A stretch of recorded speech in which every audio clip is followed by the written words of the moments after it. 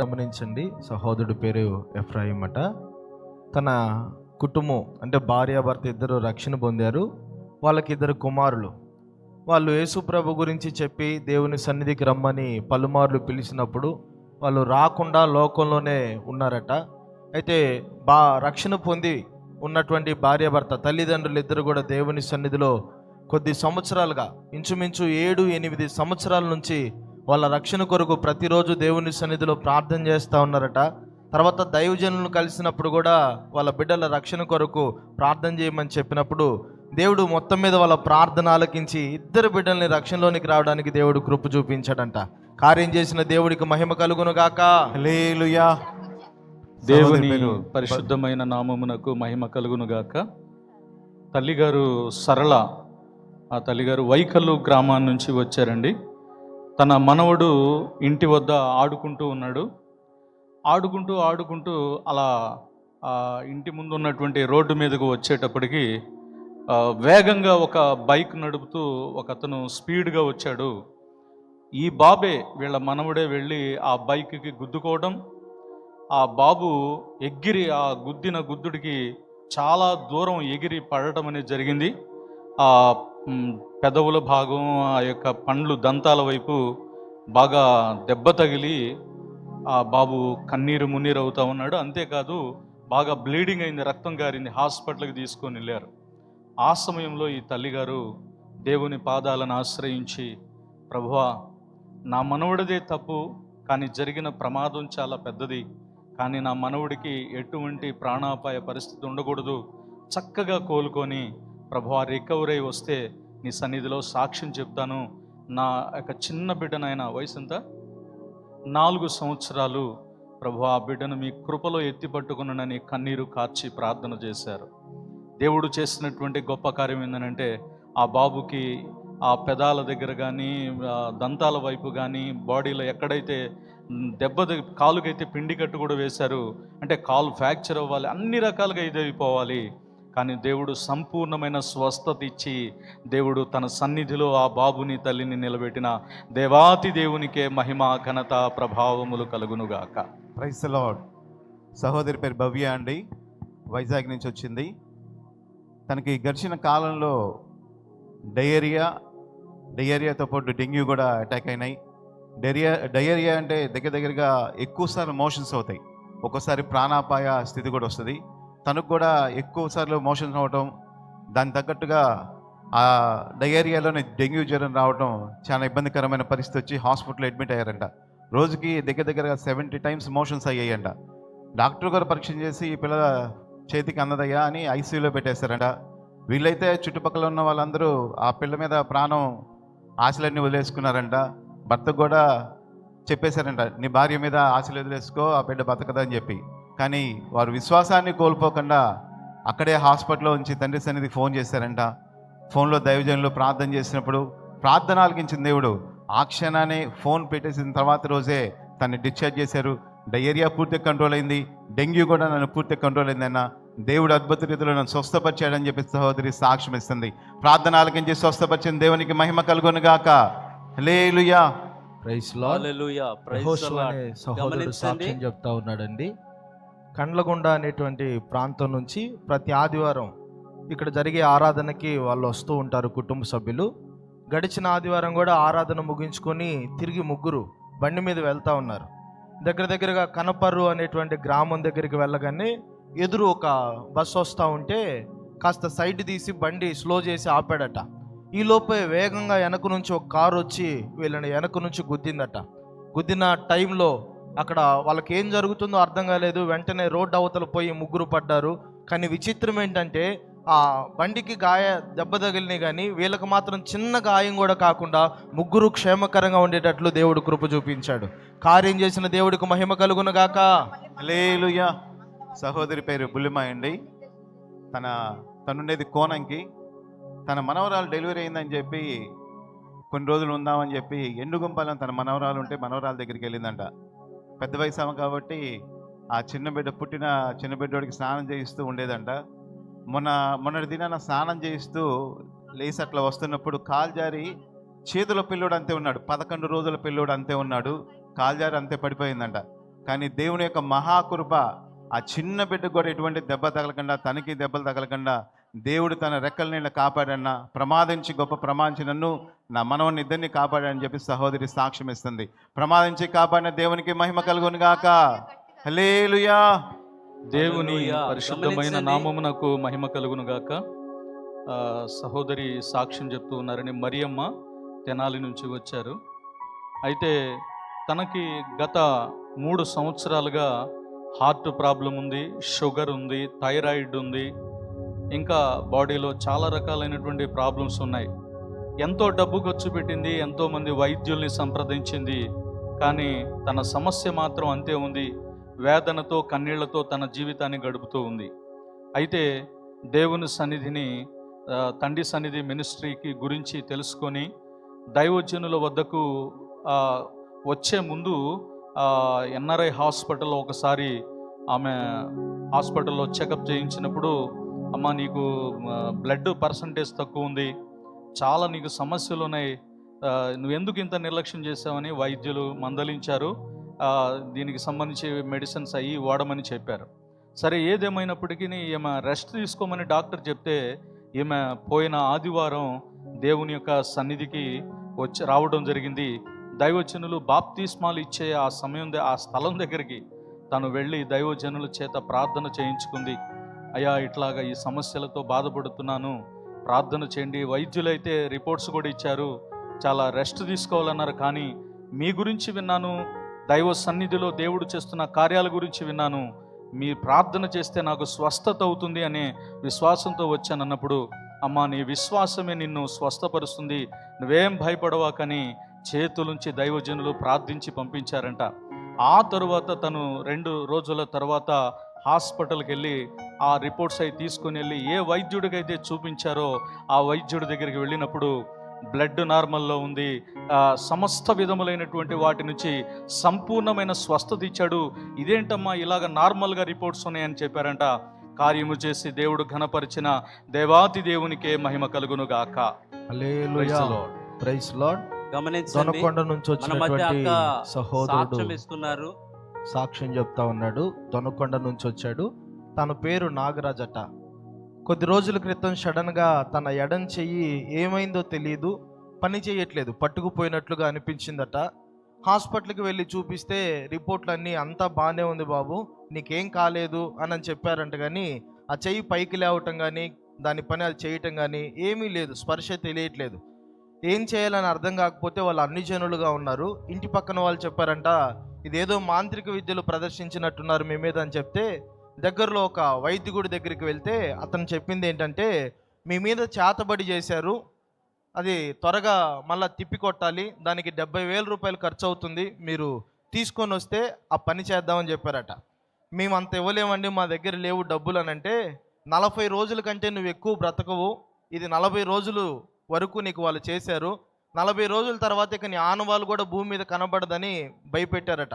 ఇక చేసేది ఏం లేక, డబ్బులు లేక తిరిగి ఇంటికి వచ్చి బాధపడుతూ ఉన్న టైంలో వేరే వాళ్ళ ద్వారా, ఇక్కడ షాలేం రాజు అని ఉన్నాడు, తండ్రి సన్నిధి మినిస్ట్రీస్ ఉంది, అక్కడికి వెళ్తే నువ్వు బాగుపడతావు అని చెప్తే నేరుగా దొనకొండ నుండి చిలకలూరుపేట మందిరానికి వచ్చి వాక్యమిని యేసు ప్రభు మీద విశ్వాసం ఉంచి రక్షణ బాప్తిస్మం పొందాడట. 40 రోజులు దాటిపోయిందన్న, నేను రక్షణ పొంది దేవుని చేతికి ఎప్పుడు నా జీవితం అప్పగించుకున్నానో దేవుడు నన్ను సజీవుడిగా ఉంచాడు. అంత మాత్రమే కాదు, మరలా నా చెయ్యి తిరిగి పనిచేసే విధంగా దేవుడు కార్యం చేశాడని సాక్ష్యం చెప్తున్నాడు. ఇదిగో ఆ చేతినే పైకి లేపి సాక్ష్యం చెప్తున్నాడు. దేవుడికి మహిమ కలుగును గాక. హల్లెలూయా. హల్లెలూయా. గమనించండి, మన మధ్య అక్క సాక్ష్యం ఇస్తున్నారు. వారిది ఎనమదల, తన పేరు అరుణ. గడిచిన దినాల్లో అనారోగ్య సమస్యతో ఉండి ఉండగా హాస్పిటల్కు వెళితే చూసి డాక్టర్లు చెప్పింది ఏంటంటే 103 జ్వరం ఉంది అని చెప్పినప్పుడు ఇంజక్షన్ పొడిపించుకొని తగ్గిపోయిద్దిలే అని పనికి వెళ్ళిపోయింది. మరలా తిరిగి పనికి వెళ్ళి మరలా తిరిగి వచ్చింది. సాయంకాలపు వేళ వచ్చినప్పుడు ఒళ్ళంతా చెమటలు పట్టి కింద పడిపోయిందంట. చెమటలు పట్టిపోయి కళ్ళు పై తేలగా వేసి ఇంకా చచ్చిపోయిన పరిస్థితిలో, జీవోత్సవం లేని పరిస్థితిలో పడిపోయిన పరిస్థితి. వాళ్ళ కుటుంబ సభ్యులు అనుకున్నారంట ఇంకా ఉలుకు పలుకు లేదు, ఆమెను తడుతున్నా కూడా ఉలుకు పలుకు లేని జీవోత్సవం లేని పరిస్థితిలో పడిపోయిన స్థితిలో ఉంది. కుటుంబ సభ్యులు అనుకున్నారంట ఈమె చనిపోయింది అనుకున్నారంట. కానీ తన కుమార్తెలో ఒక ఆమె వచ్చి ఈమె బ్రతికే ఉంది, నేను ప్రార్థన చేస్తానని నూనె రాసి చేతులుంచి ప్రార్థన చేసిందంట. ఆ ఉలుకు పలుకు లేని పరిస్థితిలో లేచి కూర్చుందని తను సాక్ష్యం ఇస్తుంది. తన బిడ్డ ప్రార్థన దేవుడు ఆలకించి సజీవ లెక్కలో ఉంచిన దేవునికి స్తోత్రాలు చెల్లిద్దాం. హల్లెలూయా. మరొక సాక్ష్యం. దేవుని పరిశుద్ధమైన నామమునకు మహిమ కలుగును గాక.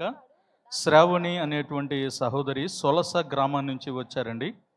జీవనోపాధి నిమిత్తం పేదరికం వలన కర్ణాటక రాష్ట్రానికి పనుల నిమిత్తం వెళ్ళి పనులు అయిపోయిన తర్వాత వారు అక్కడి నుంచి ట్రైన్లో బయలుదేరి చీరాల వరకు వచ్చారు. ఆ చీరాల దగ్గర సహోదరి మరియు వాళ్ళ అమ్మగారు ఇంకా నలుగురు కలిసి ట్రైను వాళ్ళు ఇంకా వేరే ట్రైన్ ఎక్కాల్సింది వేరే దాటడానికి అలా ఎక్కుదామని మామూలుగా సేఫ్ జోన్లో వెళ్ళాల్సినటువంటి దానికి బదులు ఆ రైలు పట్టాలు మధ్యలో నుంచి కొంతమంది దాటుతూ ఉంటారు. అది దాటకూడని ప్రదేశం.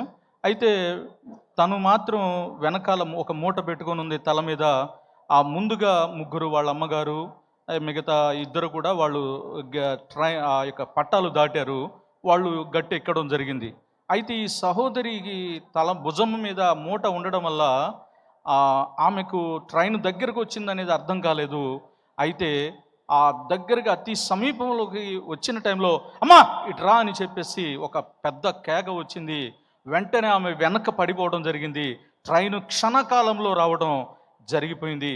లేకపోతే తను అక్కడే ట్రైన్ కింద పడి క్షణకాలంలో చనిపోవాలి. ఈ సహోదరి రక్షణ పొంది 13 సంవత్సరాలు ఆ దేవుడే నన్ను పిలిచాడనే వెనకాల నుంచి, లేకపోతే నేను ఈ రోజున సజీవుల లెక్కలో ఉండను, నా దేవుడు నన్ను కాపాడాడని దేవునికి సాక్ష్యం చెప్తున్నారు. దేవునికే మహిమ కలుగును గాక.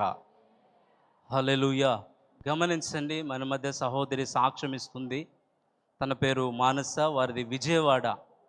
గడిచిన దినాల్లో తన డ్యూటీ నైట్ డ్యూటీ, తన మెడికల్ హాస్పిటల్లో వర్క్ చేస్తుంది. సాయంకాలపు వేళ 6 నుంచి ఉదయకాలపు వేళ 4:30 దాకా తన డ్యూటీ చేయాలి.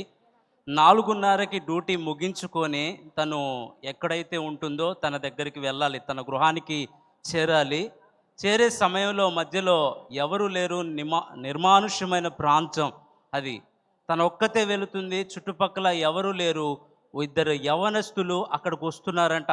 యవనస్తులు బైక్ వేసుకొని ఆమెకు సమీపంగా వస్తున్నారు. ఆమె అనుకుంటుంది, దేవా వీరిని ఆటంకపరిచయ్యా, నా దగ్గరికి రాకుండా చేయి ప్రభు అని ఒక పెద్ద కేక వేసిందంట. ఎవరో తెలీదు, ఒక పెద్ద ఆయన అక్కడికి వచ్చాడంట. అక్కడికి వచ్చినప్పుడు వారు వెళ్ళిపోయారు. ఆ పెద్ద ఆయన వచ్చి ఆమెని బైక్ మీద ఎక్కించుకొని విడిచిపెట్టాడంట.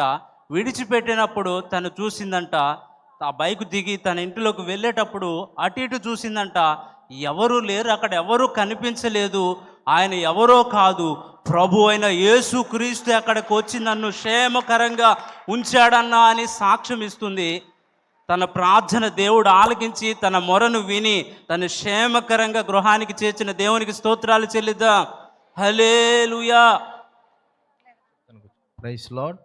విజయవాడ నుంచి వచ్చినటువంటి సహోదరి సాక్ష్యం చెప్తా ఉంది. తన తమ్ముడు పేరు ఆనందరావు అట.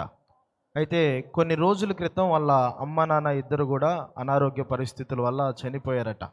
ఇంచుమించు 40 సంవత్సరాల దగ్గర వయసు ఆ సహోదరుడికి ఉంటుంది. ఎప్పుడైతే వాళ్ళ తల్లిదండ్రి చనిపోయారో ఆ రోజు నుంచి మానసికంగా ఇబ్బంది అయిపోయి ఒంటి మీద వస్త్రం కూడా ఉందో లేదో తెలియనటువంటి పరిస్థితుల్లో బాగా మెంటల్ డిప్రెషన్లోకి వెళ్ళిపోయి విజయవాడలో రోడ్ల మీద తిరుగుతూ ఉన్నారట. ఎన్నిసార్లు తీసుకొచ్చి ఇంటి దగ్గర ఉంచుదామన్నా ఉండే పరిస్థితి లేకుండా అలా రోడ్ల మీద తిరుగుతుంటే కొన్నిసార్లు రాత్రుల వేళ పోలీసులు పట్టుకొని కొట్టేవాళ్ళంట.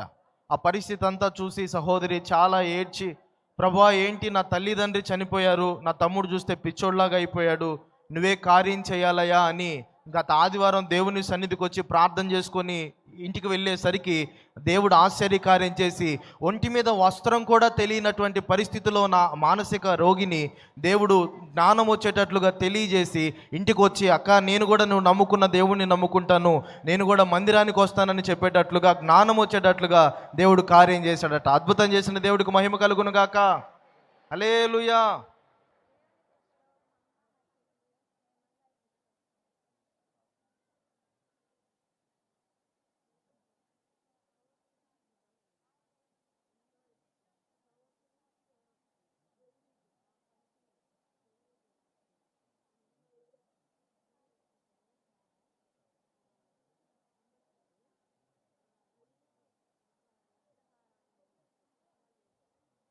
ప్రియాంక అనే సహోదరి సాక్ష్యం చెప్తా ఉంది. వాళ్ళకి వివాహమైన తర్వాత కొద్ది రోజులకి దేవుడు ఒక ఆడబిడ్డని ఇచ్చాడట. ఆడపిల్ల పుట్టిన తర్వాత ఇంచుమించు 7 సంవత్సరాలు దాదాపు వాళ్ళకి పిల్లలు లేని పరిస్థితి. భార్యాభర్త ఇద్దరు కూడా కలిసి దేవుని సన్నిధికి వచ్చి ప్రార్థన చేసుకున్నారంట. ప్రభువా మాకు ఇంకో బిడ్డను దయచేయ్యా అని దేవుని సన్నిధిలో వాళ్ళు అడిగి ప్రార్థన చేసినప్పుడు దేవుడు ఆ ప్రార్థన ఆలకించి 7 సంవత్సరాల తర్వాత మరలా మగబిడ్డను దేవుడు వారికి దయచేశాడట. కార్యం చేసిన దేవుడికి మహిమ కలుగును గాక. హల్లెలూయా.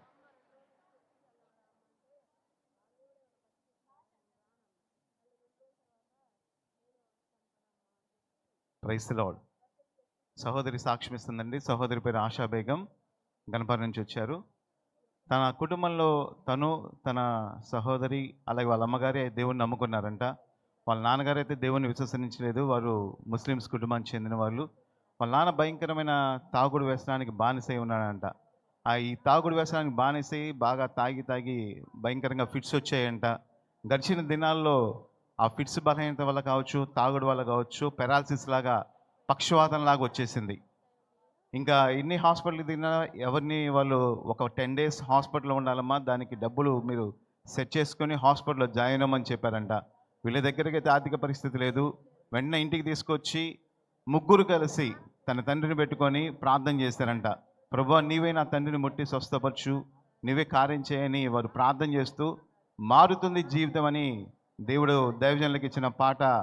ఆ పాటలో ఇదే తాగుబోతు జీవితంలో ఉన్న వ్యక్తిని యేసయ్య అట్లా తాగుతున్నట్టు వాళ్ళు విశ్వాసంతో చూసి, అదే విశ్వాసంతో నా తండ్రిని తాగు ప్రభువా అని ఆ పాట పాడుకుంటూ దేవుని సన్నిధిలో నైట్ అంతా ప్రార్థన చేశారంట. అద్భుత రీతిలో నెక్స్ట్ రోజు హాస్పిటల్కి వెళ్ళినప్పుడు ఇది పక్షవాతం కాదమ్మా, ఇది నరాల బలహీనత, ఎటువంటి ఇబ్బంది లేదు మీ నాన్నకు అని చెప్పి డాక్టర్ సర్టిఫికేట్ ఇచ్చారని చెప్పి సహోదరి సాక్ష్యం ఇస్తుంది. ప్రార్థన ఆలకించి స్వస్థపరిచిన దేవునికి మహిమ కలుగును గాక. హల్లెలూయా. దేవుని పరిశుద్ధమైన నామమునకు మహిమ కలుగును గాక.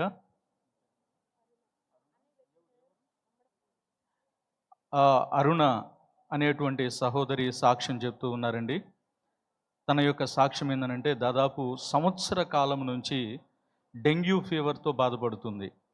ఈ ఫీవర్ వచ్చింది అని చెప్పిన నాటి నుండి తను వైద్యుల్ని సంప్రదిస్తుంది, డాక్టర్ల దగ్గరికి వెళ్తుంది, హాస్పిటల్స్కి వెళ్తుంది, ఖర్చు పెడుతుంది. వాళ్ళ ఇంట్లో వాళ్ళు కూడా చూపిస్తూ ఉన్నారు. ఎంత చేయించినా అది సంవత్సర కాలం నుంచి ఆ ఫీవర్ అనేది, డెంగ్యూ ఫీవర్ అనేది తగ్గల. శారీరకంగా చాలా కృంగిపోయింది. డాక్టర్లు కూడా ఇక నన్ను చేయి విడిచిపెట్టారేమో, వైద్యము మెడిసిన్స్ వల్ల కూడా నాకు స్వస్థత కాదేమో అనేటువంటి నిరాశ నిస్పృహలోనికి తాను వెళ్ళిపోయి కన్నీటి బ్రతుకు గడుపుతూ ఉంది. తన దగ్గరకు ఒక ఆర్ఎంపి డాక్టర్ కూడా అప్పుడప్పుడు వచ్చేవాడంట. ఆయన ద్వారా తెలుసుకుంది తండ్రి సన్నిధిని గురించి. వీళ్ళు అన్యజనులు, విగ్రహారాధికులు. వాళ్ళు ఎంతోమంది దేవుళ్ళని కూడా పూజించారు, ఎంతోమంది దేవుళ్ళని ఆరాధించారు, వాళ్ళు బాగు చేస్తారేమని విశ్వాసం ఉంచారు, కానీ ఎక్కడా స్వస్థత కాలేదు.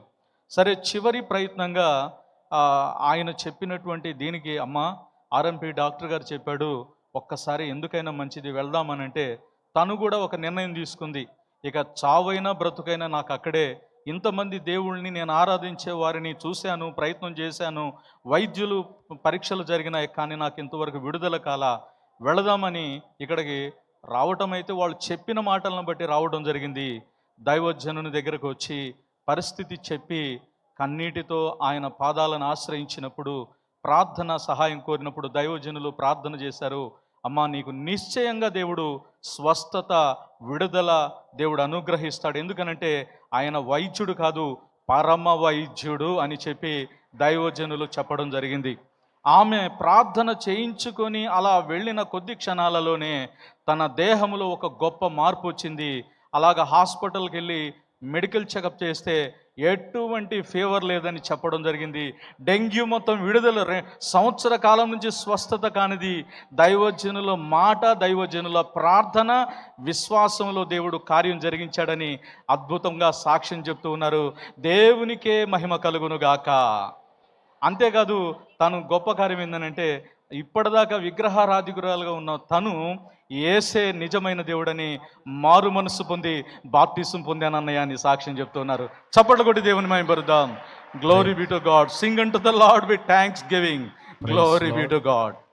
సహోదరి సాక్ష్యం చెప్తా ఉంది. 2012 సంవత్సరంలో చిలుకలూరుపేట మన తండ్రి సన్నిధి మందిరానికి వాళ్ళు వచ్చి రక్షణ బాప్తిసం పొందిందట ప్రభువుని నమ్మి. అయితే ఆ సంవత్సరంలోనే సహోదరికి వివాహం అయింది. దాదాపు పెళ్ళై 8 సంవత్సరాలు అవుతున్న పిల్లలు పుట్టకపోయేసరికి హాస్పిటల్కి వెళ్ళి చూయిస్తే నీ గర్భసంచిలో ప్రాబ్లం ఉంది, ఇక నీకు పిల్లలు పుట్టరు, అయితే చివరి ప్రయత్నంగా ఒక ఆపరేషన్ చేస్తాము, తర్వాత అయినా పుట్టొచ్చు పుట్టకపోవచ్చు అని వాళ్ళు చెప్పినప్పుడు ప్రార్థన చేసుకొని ఆపరేషన్ చేయించుకోవడానికి వాళ్ళు సిద్ధపడి వెళ్ళారట. చివరికి ఆపరేషన్ చేసిన తర్వాత కూడా వాళ్ళకి సంతానం కలగలేదు చాలా కాలం. మరలా వెళ్ళి డాక్టర్ల దగ్గర సంప్రదించినప్పుడు మా ప్రయత్నం కూడా మేము చేసాం, కానీ నీకు పిల్లలు పుట్టే అవకాశం లేదు, ఎందుకంటే నీ గర్భసంచి పూర్తిగా బలం లేదు, తర్వాత ప్రెగ్నెన్సీ వచ్చిన ఆ గర్భసంచిలో నిలిచేదానికి అవకాశం లేదమ్మా, పిల్లలు పుట్టరు అని చెప్పి వాళ్ళు సర్టిఫై చేసి పంపించారట. అయితే సోదరి విశ్వాసంతో మన తండ్రి సన్నిధి ప్రార్థన మందిరానికి వచ్చి ఉపవాస ప్రార్థనలో ఏకీభవించి దైవజనుల చేత ప్రార్థన చేయించుకొని వెళ్ళినప్పుడు 2020 సంవత్సరంలో దేవుడు జ్ఞాపకం చేసుకొని పిల్లలు పుట్టరు అని డాక్టర్లు సర్టిఫికేట్ ఇచ్చిన ఆ అమ్మాయికే దేవుడు జ్ఞాపకం చేసుకుని ఒక మగబిడ్డను దేవుడు అనుగ్రహించాడట. ప్రార్థన ఆలకించి గర్భఫలం ఇచ్చిన దేవునికి మహిమ కలుగును గాక. హల్లెలూయా, హల్లెలూయా. సహోదరి పేరు శ్రీదేవి అండి, ఎడ్లపాడు నుంచి వచ్చింది.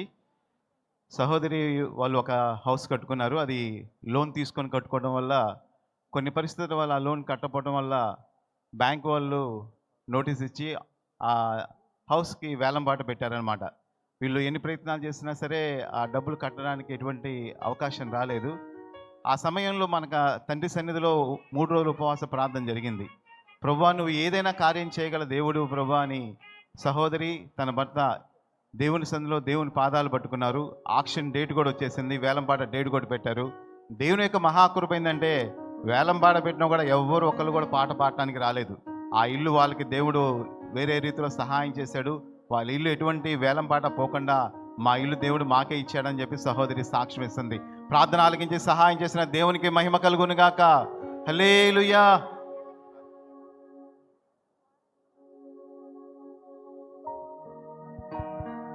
గమనించండి మన మధ్య సహోదరి సాక్ష్యం ఇస్తుంది. తన పేరు సునీత, వారిది ద్రోణాదుల. గడిచిన దినాల్లో వాళ్ళ తమ్ముడు అప్పుల సమస్య వల్ల, అప్పుల బాధల వల్ల తట్టుకోలేక ఎలకల పేస్ట్ తిన్నాడంట.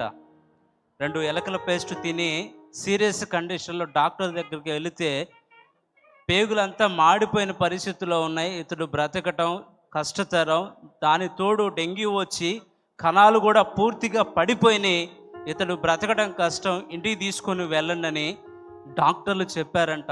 కానీ అతనికైతే 3 కుమార్తెలు అయితే సహోదరి ఒక్కటే తన దగ్గరికి వెళ్ళి మంచం దగ్గర కూర్చొని ప్రార్థన చేసిందంట. ఏమని ప్రార్థన చేసిందో తెలుసా?